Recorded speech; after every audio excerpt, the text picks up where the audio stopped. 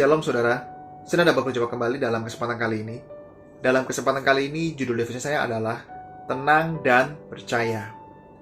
Saudara, pernahkah menyaksikan sebuah unjuk rasa? Saya rasa dalam negara demokrasi sangatlah lumrah terjadi yang namanya unjuk rasa. Entah untuk menyampaikan pendapat, entah untuk menentang isu-isu pemerintahan, entah protes akan sesuatu, atau mungkin ada hal-hal lain yang mungkin mereka ingin sampaikan. Namun terkadang ada satu pribadi ya saudara, satu pihak lah kita katakan, bukannya menyampaikan pendapat, namun malah membuat keributan yang kita kenal dengan namanya provokator saudara. Terkadang di tengah situasi unjuk rasa, di sini kita melihat beberapa personil saudara. Yang pertama adalah personil keamanan, di mana mereka biasanya menjaga situasi dan mereka tidak berbuat apa-apa saudara, mereka tetap tenang.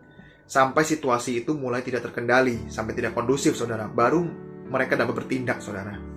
Dan yang kedua adalah bagian pemerintahan saudara. Ketika unjuk rasa terjadi, pemerintah mengetahuinya. Mereka bukannya langsung keluar ya saudara.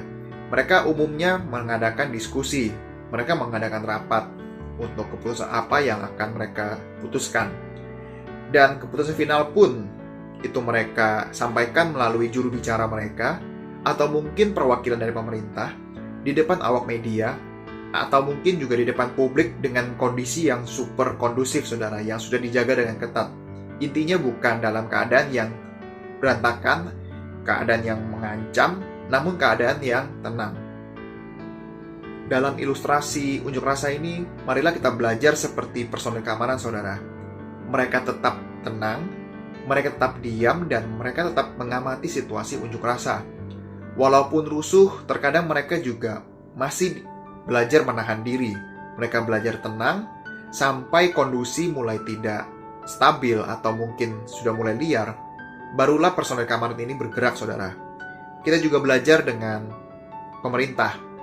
Ketika unjuk rasa atau mungkin isu-isu tersebut ditentang oleh masyarakat, mereka tetap harus tenang, dan mereka tetap harus berdiskusi dengan kepala dingin untuk menghasilkan keputusan final yang tidak merugikan siapapun.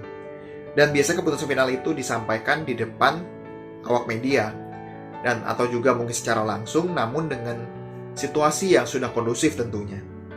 Terkadang masalah kita juga seperti itu saudara, seperti ilustrasi unjuk rasa. Kita seringkali disering banyak pihak, mungkin kita juga bergerombol masalah di otak kita. Nah, disinilah kita perlu belajar seperti personil keamanan dan pemerintah. Kita tetap menjaga diri, saudara. Kita tetap diam, kita tetap tenang, dan kita tetap membawa masalah kita dan menyelesaikan masalah kita dalam ketenangan, yaitu di dalam ketenangan bersama Tuhan. Mari saya ajak saudara membuka kebenaran firman Tuhan di Yesaya pasal 30 ayat 15. Sebab beginilah firman Tuhan Allah yang Maha Kudus Allah Israel. Dengan bertobat dan tinggal diam, kamu akan diselamatkan. Dalam tinggal tenang dan percaya terletak kekuatanmu. Saya ulangi poin ini saudara. Dalam tinggal tenang dan percaya terletak kekuatanmu. Percayakah saudara? Ada kekuatan dalam ketenangan. Karena dalam ketenanganlah kita dapat fokus dan konsentrasi yang lebih.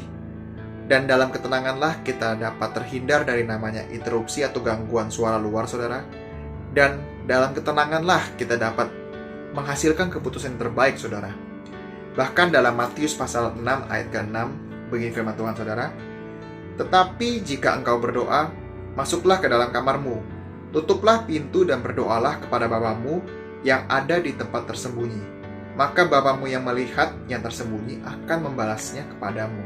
Di sini kita juga melihat, saudara, dalam ketenangan pun, ketika kita berdoa, kita dapat berkomunikasi kepada Tuhan dengan lebih baik lagi saudara.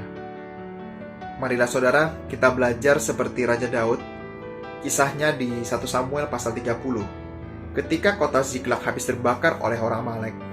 Situasinya sangat tidak enak bagi Raja Daud saudara. 2 istrinya ditawan, istri dan anak rakyat ditawan, bahkan rakyat mau melempari Raja Daud dengan batu saudara. Namun Raja Daud menguatkan kepercayaannya kepada Tuhan. Bahkan Raja Daud tidak mengejar langsung saudara, namun bertanya dulu kepada Tuhan, apakah dikejar atau tidak saudara. Ada pepatah, diam itu emas. Namun menurut saya, tenang itu emas. Kenapa? Diam belum tentu menyelesaikan masalah. Namun jika kita tenang, itu akan memudahkan kita untuk menyelesaikan masalah.